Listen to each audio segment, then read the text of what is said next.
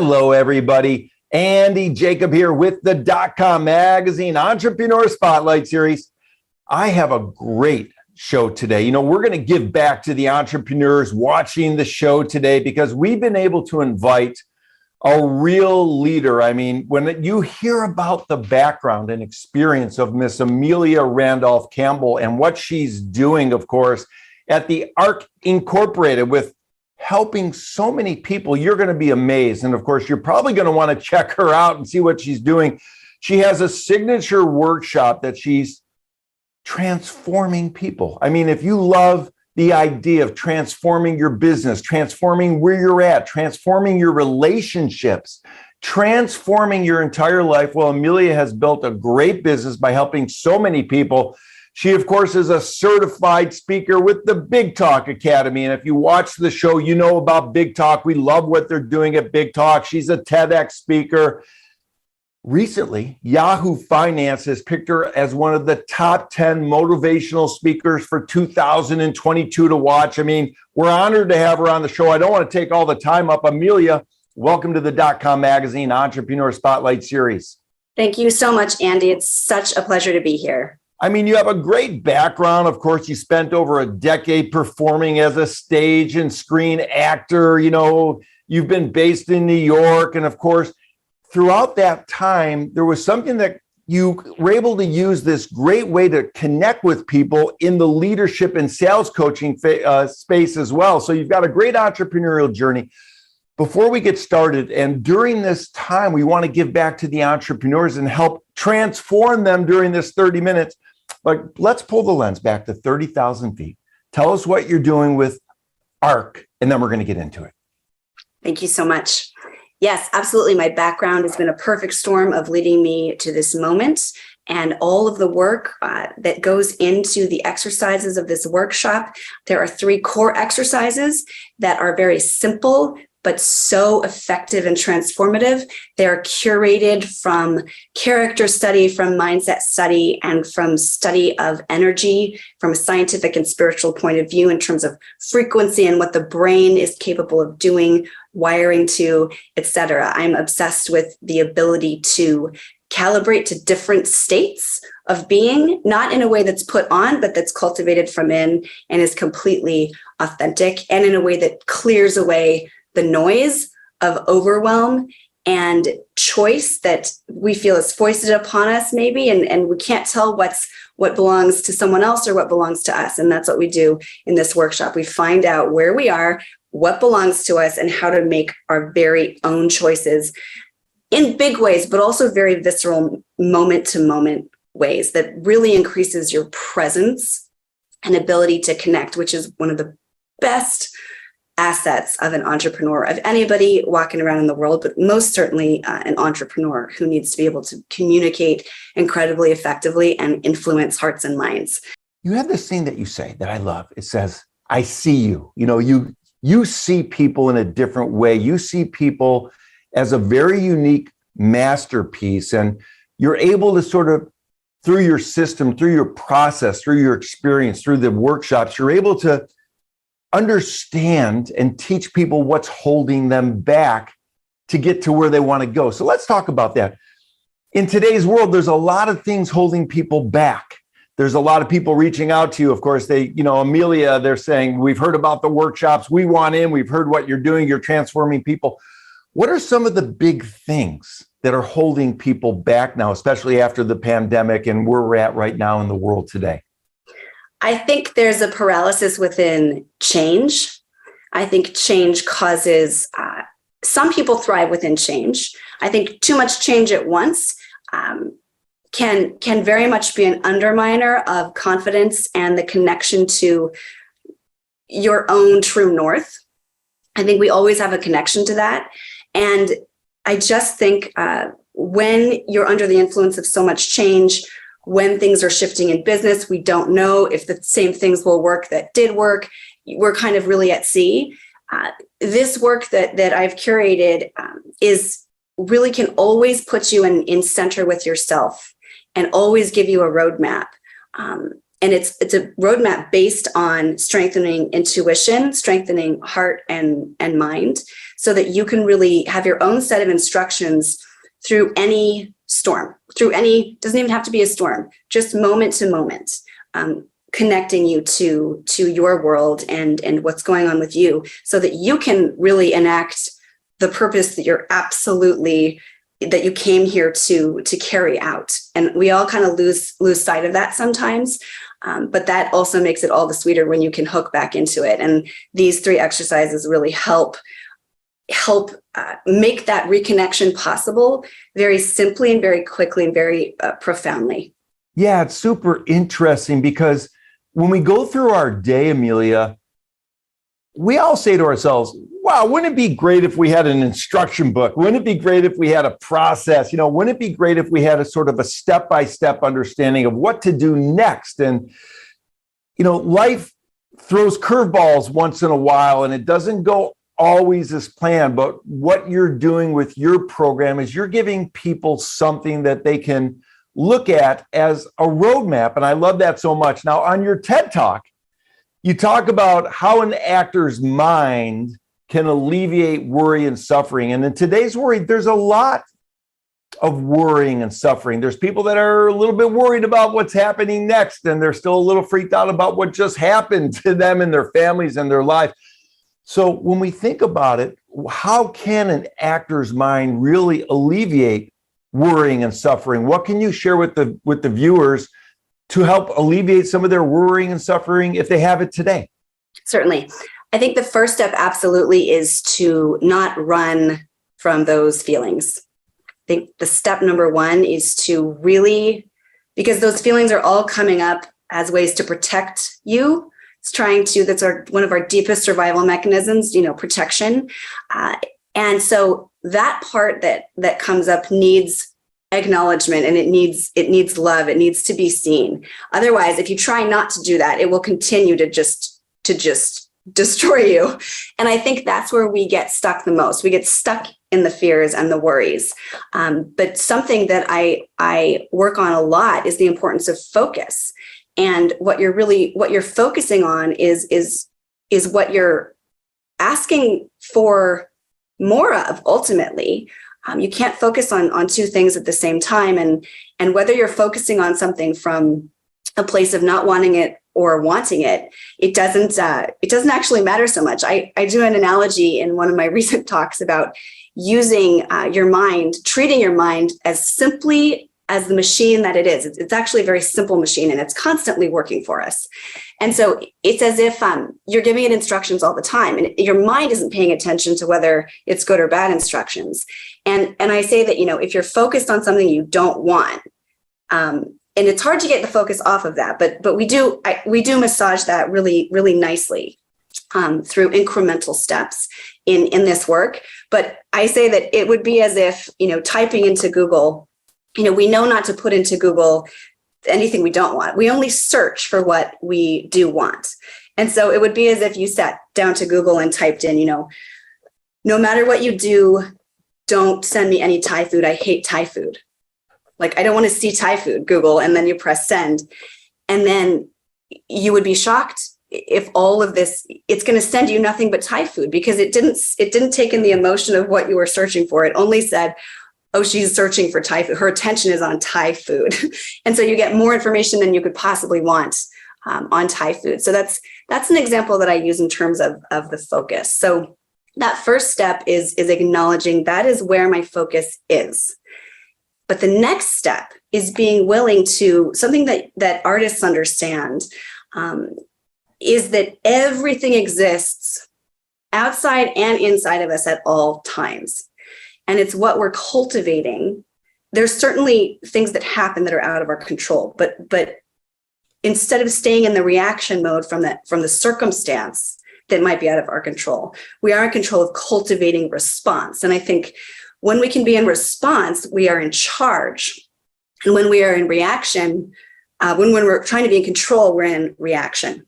So the next step after the acknowledgement is really widening the perspective.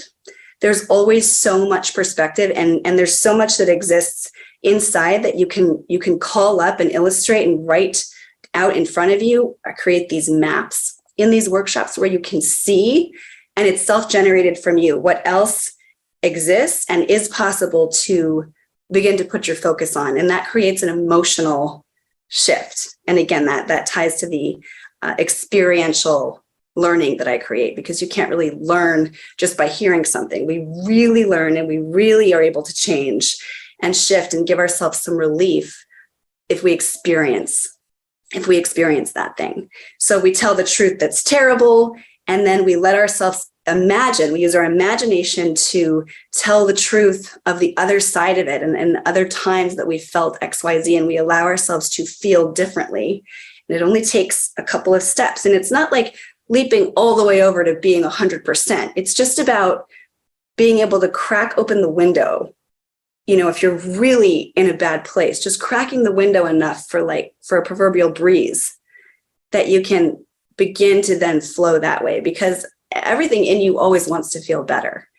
So you can choose focus points through very specific, simple tactics to just start to shift your energy, shift your focus enough so that you will change. And then when you change, ultimately things will begin to change around you. But even if they take a long time to change, you have given yourself that relief and you've been in charge of it. I think something that people get so downtrodden about is they just don't feel in charge of their lives. They don't feel like they can feel better. And the skepticism and belief in that shroud can be overpowering. Yeah, it's so interesting that you say this. And I have a good friend of mine who always says, life is only a movie. And when I asked him about it, he said to me, you're the director of your own movie. So if you're directing your own movie, why not make the best possible movie that you can for your life? And one thing that you talk about, Amelia, very effectively and very, very eloquently, of course, is question your story. How to remember, that you drive the compass of your mind. Let's talk about that a little bit, because that really sort of unpacks the consciousness behind the questions we ask. And I thought that was, or not asking, and I thought that was really interesting. Thank you so much. Question your story is what I've called the third and final exercise. And I'm so glad you asked about it, because this idea of questions is amazing. Our brains, this work helps your brain do the heavy lifting for you instead of vice versa. And when you give the brain very specific instructions, it knows what to do, and it will carry out your focus then, and you'll feel the lift in yourself already. So this third exercise is actually, I adapted it straight from my favorite acting teacher, Diane Ainsley. And we would do it for scene work. And I said, okay, forget scene work, forget somebody else's script.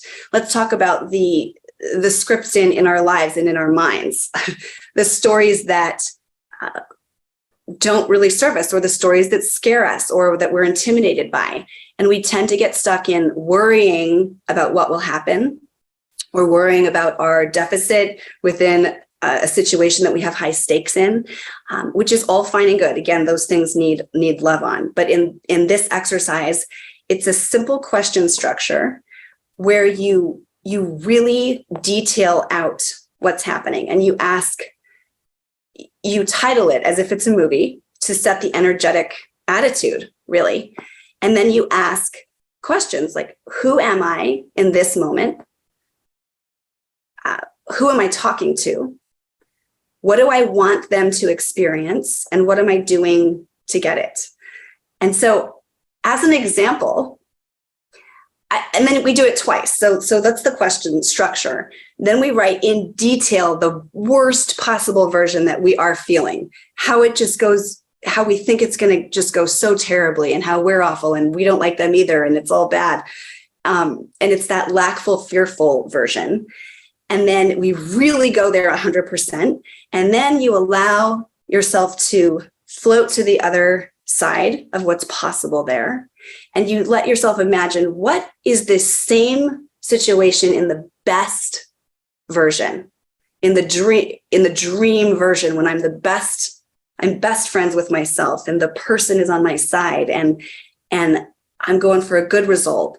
And you'll find the details of the way these questions are answered determines everything and creates real shifts inside in your attitude, in your feeling, in your behavior. And when you energetically change, these questions, they change your music. Have you ever heard the phrase, it's not the words, but the music behind them? And people will forget the words you said, but they'll remember how you made them feel. So you are making yourself, you're bringing yourself to feel differently, and you show up completely differently. And it's the tiniest minutia of shifts.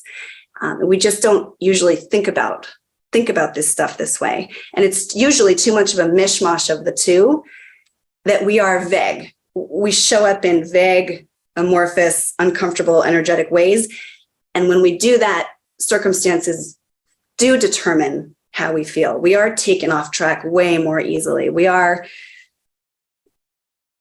feeling more lost and downtrodden and alone. And then that's a spiral too, because everything has momentum. So you can be massaging your attention all the time on a momentum that serves you, instead of reacting to one that doesn't. So if you would, I actually did these questions for this interview.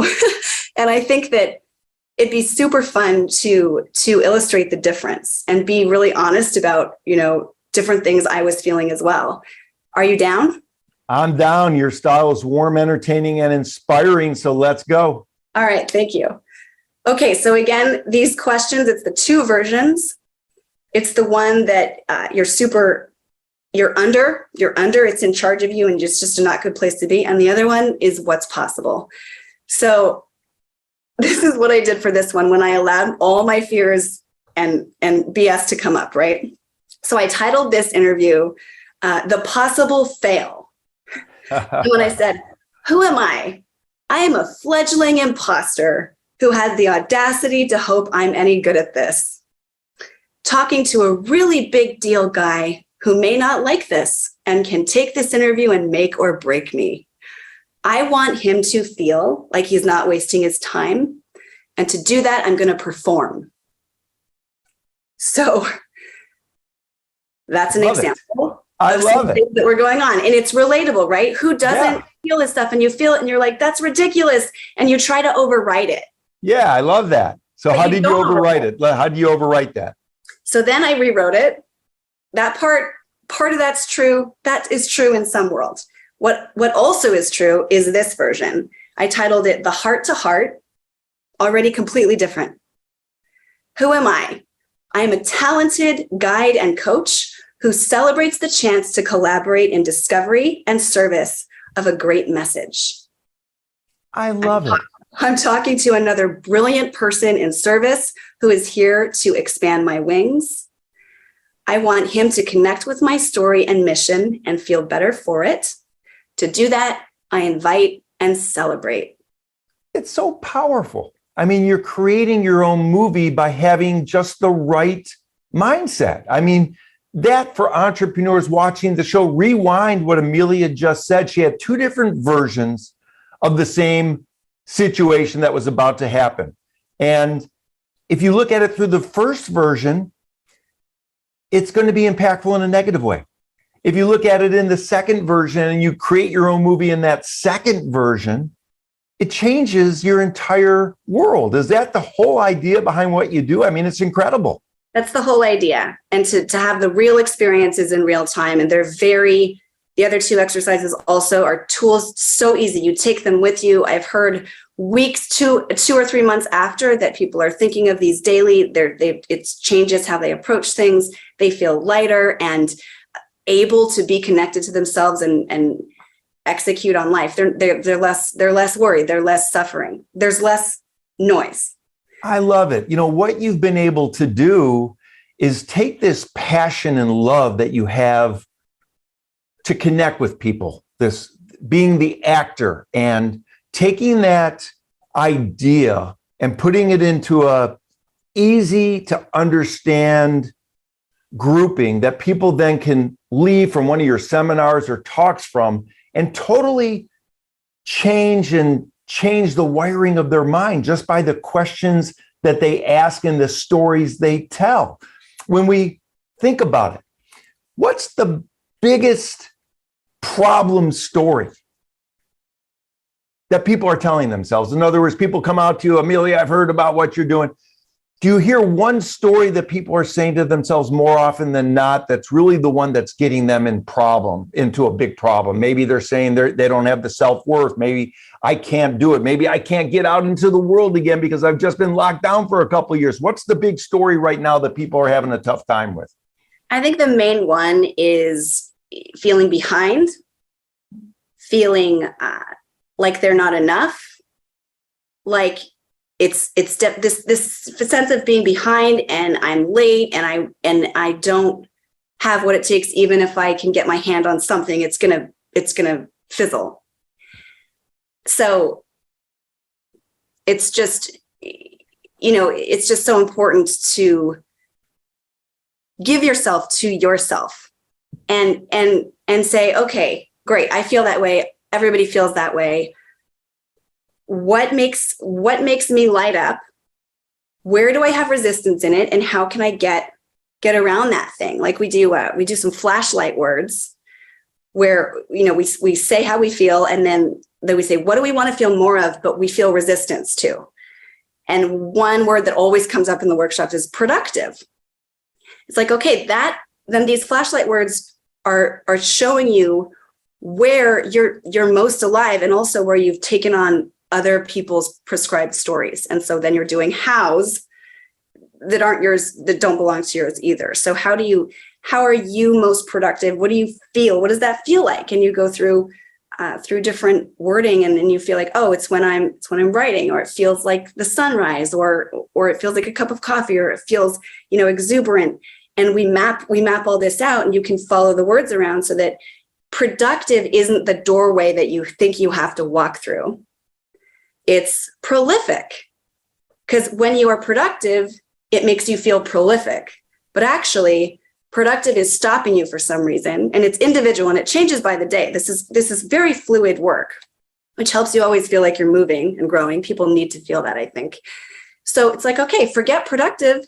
You're gonna focus on prolific and feel good in prolific and be in that. And guess what? When you only flow in that word, you will end up absolutely being productive without causing yourself the strife and the blockages and feeling like you're not enough, because you are. It's just how to find these things on your terms and flow forward. And nobody even has to know you're doing it, but you get to give it to yourself.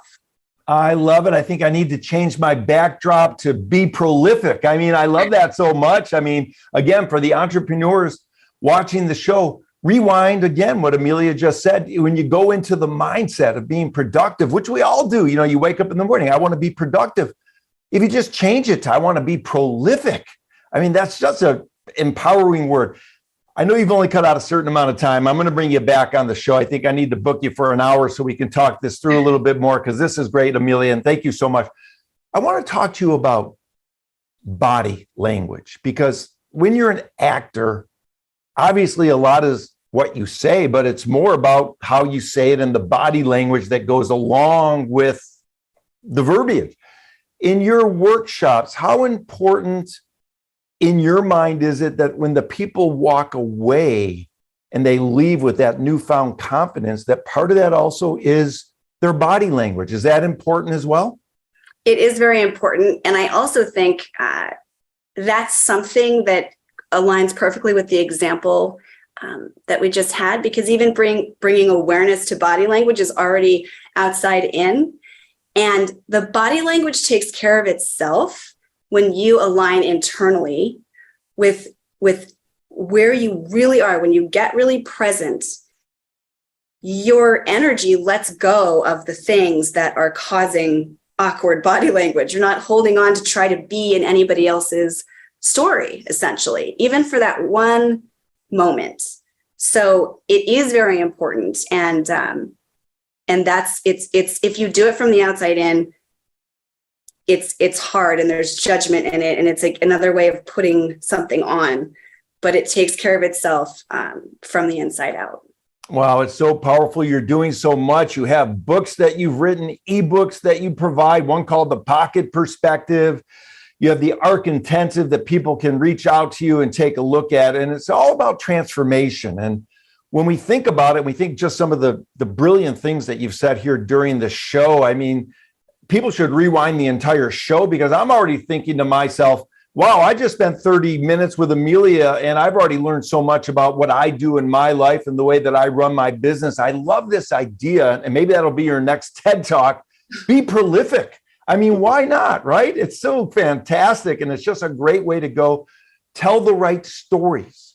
Tell the right way in which you want to present yourself to the world, and the way in which you want your mind to work, because your mind and your soul and your body and your heart are all aligned. And if you go into something with a can't-do attitude, you're not going to get it done. But if you go into something with a powerful, positive story, like you mentioned, Emilia, it's going to put you on the fast track to success. I love this interview so much. And I want to thank you so much for coming on the .com Magazine Entrepreneur Spotlight Series. I can see why Yahoo Finance has picked you as one of the top 10 motivational speakers to watch in 2022. And you're doing such great work with the Big Talk Academy and your certification as a speaker, and of course with the ARC Intensive. So thanks so much for coming on the .com Magazine Entrepreneur Spotlight Series today.